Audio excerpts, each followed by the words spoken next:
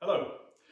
What I'm going to talk about today is registration, and we're going to do some registration of a lino cut using these things: Ternes Burton tabs and Ternes Burton registration pins.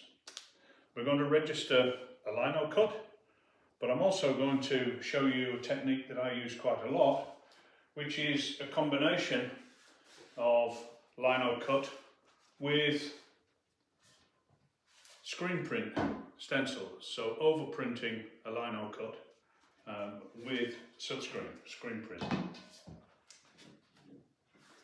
So what are Ternes Burton pins and tabs? They were originally made, I believe, for registering animation cells. They're beautifully made. They're made in America, and they come in various different sizes. The tabs are very simply just bits of plastic mylar with a hole which clips neatly and tightly onto the pin. But before we get on to placing those and how we use them, we need to think about printing lino on a roller press. The potential problem with printing lino cut, relief print of any sort, on a press with a roller, even a larger roller than on my old proofing press here, is the potential for the paper to be pushed and move as it goes under the rollers, and for the block, for the matrix itself to move. And the way I get around those problems is the Ternes Burton pins and tabs to keep the paper still and in position exactly the same every time, but also making sure that the block itself doesn't move on the bed of the press. And what I do is I build myself a surrounding frame, and the block itself fits exactly, and I mean exactly, into that hole. Okay, so we've got our block absolutely fixed in position, and we've got our surrounding support, which is made from the same material that I mount the block on, which in this case is 6mm MDF, but it could work with strips of card and unmounted lino just as well. The important thing is that the block goes into position the same every time. So what we're going to do now is to take our pile of paper, all the pieces that we think we're going to need plus a few spares to make an addition, and each of those sheets of paper will need to be given its pair of tabs which will fit onto fixed position pins. And the way we do that is to begin with is to attach two tabs to a pair of pins. They should click on nice and firmly.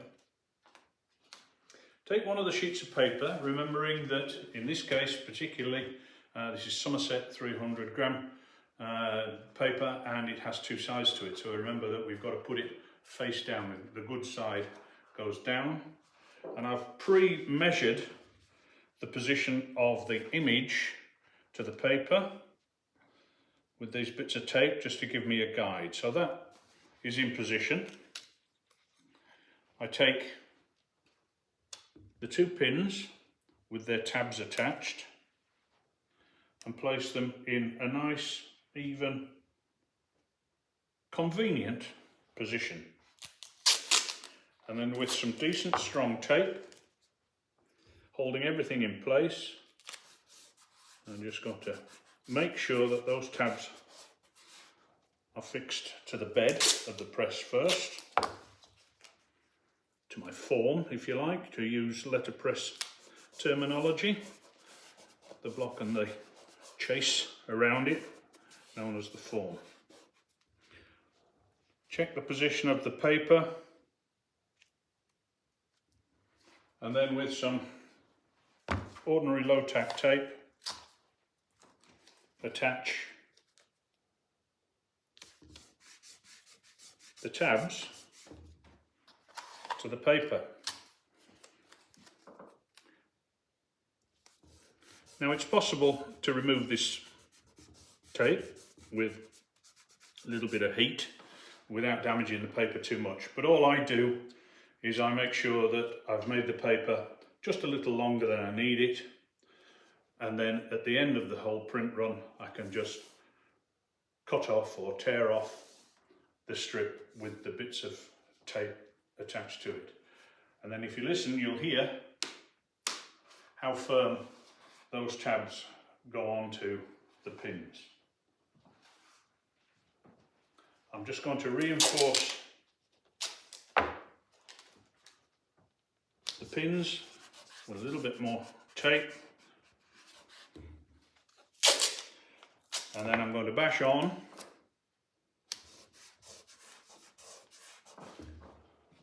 take each sheet of paper in the planned edition, place it in position, take 2 tabs, click them onto the pins,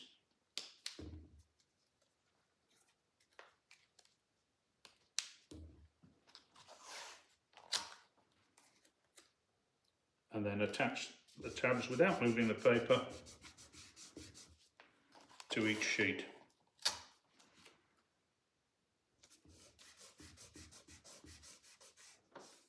Okay, so we've had all of the sheets of paper onto the bed of the press, attached a pair of tabs onto each sheet, and I've also, as you see, made a paper mask just to keep the outside clean when I ink the block up, which is what I'm going to do now, and take a proof. Now, this print is going to be a reduction print, and the first colour from this block will be really quite pale.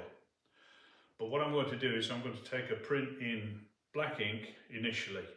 You'll see the purpose of that later on in the videos. It also helps me have a look at the first proof of this block. I can see every detail, any bits that need cleaning or changing, and it also helps me guess the pressure. So I'm going to go ahead and ink up the block in the normal way. The most exciting part of any lino cut is this, when the ink goes onto the block for the first time. Gives you an idea of what one is going to get. So as you can see, the lino itself only protrudes above the frame, surrounding it, the chase if you like. So with care I shouldn't get any excess ink onto the chase itself, but if I do, the mask will help keep my printing paper clean.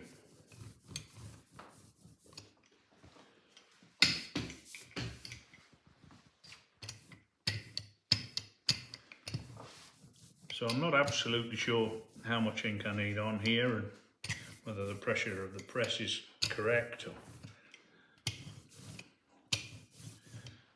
or any of those details, but we will see in a moment. So the block is inked, the mask comes over, keep everything nice and clean. Take one of our sheets of paper, and then there are the fixed pins, and the tabs go click, click. Then carefully just lower that, not being tempted to rub at it at all. Whatever your required packing is, which varies obviously from print to print. In this case it's just a single thin blanket.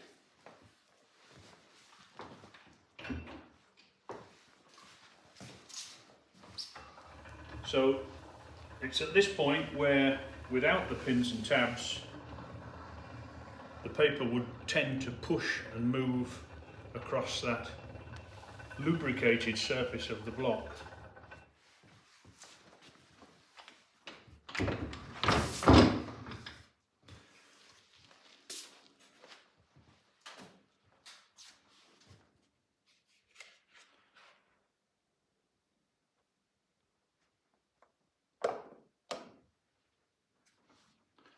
And that's quite satisfactory, I think, for a first proof. So I'm going to have a good look at that, see if there's any changes needed in it, any cleaning up needed, and then I'll come back and we'll actually put the first colour on the edition.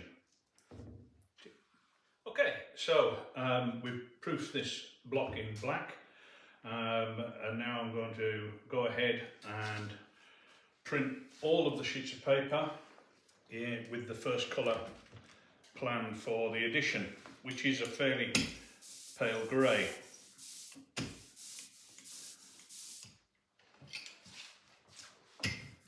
So keeping the inking quantity exactly the same from print to print, from piece of paper to piece of paper, is all I have to think about now, because I know the block is locked in position. I know that the paper, each sheet of paper, will go down exactly in the same place in relation to that block because of the pin and tab system.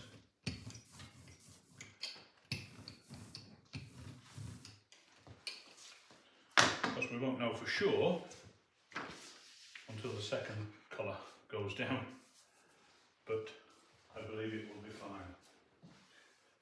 So, once more, block inked, mask over each sheet of paper with its tabs, held away from the wet ink, click, click, onto the pins, down carefully,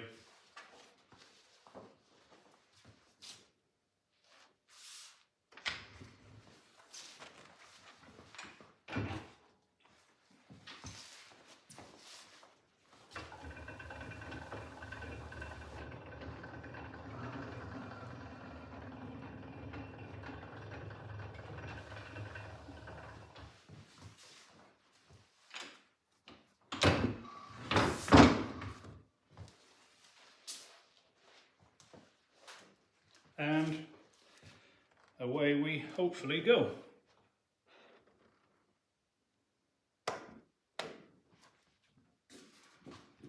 As you can see, it's a fairly pale colour, first of a planned probably 3. Right, I'll get on with printing the rest of the pile of paper. Right, so all of the prints in the planned edition have now received the first colour from the block in register. They've had 48 hours or so to dry, which means they're now perfectly okay to receive the second colour. In that time, what I did is I took the block, remember this is a reduction print, so I've cut away the parts that are going to remain that on the print, they're going to remain that first pale colour.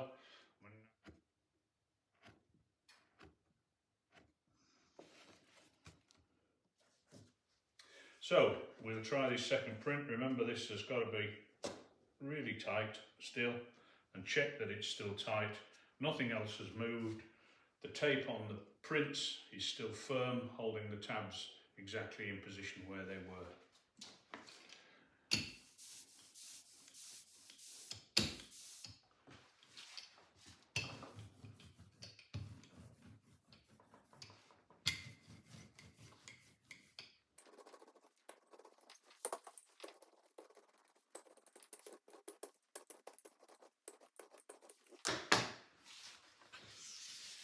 Over comes our mask to keep everything clean. And this is the big test in terms of register. Because this is a fairly fine detailed print, we've got some very fine thin lines. We've got things like the little highlights in the bird's eyes, which the slightest misregister simply won't work from the first colour to the second colour.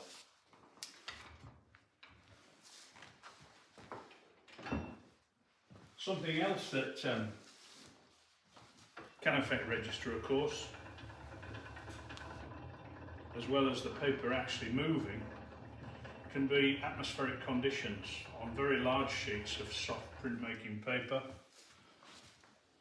This isn't too big, but if it had been a larger print, I would have made sure that I laid out all of the sheets in the planned edition in the drying rack for a couple of days to acclimatise to the studio conditions. If they've been stored, packed in a storage area, they need to come out into the studio situation for a couple of days so that the paper won't expand or contract in accordance with the moisture in the air. So let's have a see if we've got the colour's good. I like the colour, and what I need to do now is to have a really good close look at every part of that image. Bear in mind that the faults would probably occur on the furthest part away from the press, so that would be this top edge here. So I'll have a look at that, like the colour, and then we'll carry on and remove some more of the block, ready for the third and hopefully the last colour. So I've carried on working on that and managed to get all of the second colour onto all of the sheets of paper in the edition, the second tone I should say, because bear in mind this is going to be overprinted with screen print colour, so I'm building up a grey tone underprint first of all. Everything seems to be pretty much in register. I'm very pleased with that. The Ternes Burton pins and tabs have done their job. So now I'm going to, well, I have worked on this block all yesterday, and as you can see, another advantage of mounting lino, as well as giving me a good solid block to keep tight register, is that I can actually remove whole parts of the lino that I don't want to print. So we're now down to the third colour, the third tone on this image. I've taken a quick proof from that just to work on any final tweaks and so on that I want to do, and I'm now going to have a go at printing that on one of the proof prints in the edition. Little bit thinner layer of ink, and also I've reduced the pressure slightly on the press because we've got very, very fine details on here, and it actually takes a little bit less ink and a little bit less pressure to get the result I want. It's very easy with fine detail like this to over ink, and for the ink to actually get pushed down into the fine detail of the image and obviously spoil the effect.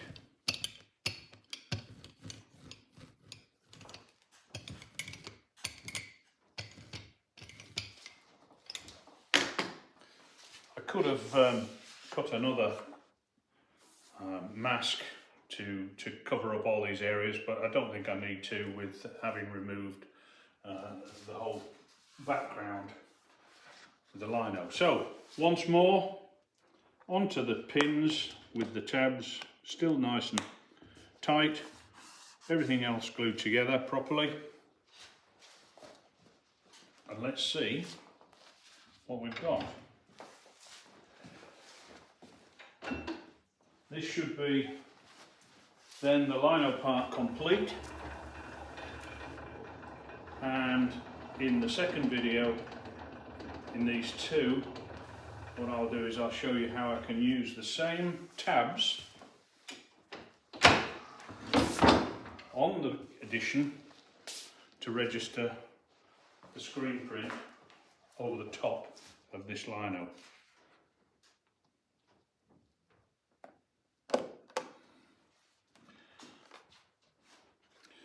So I think that'll be okay.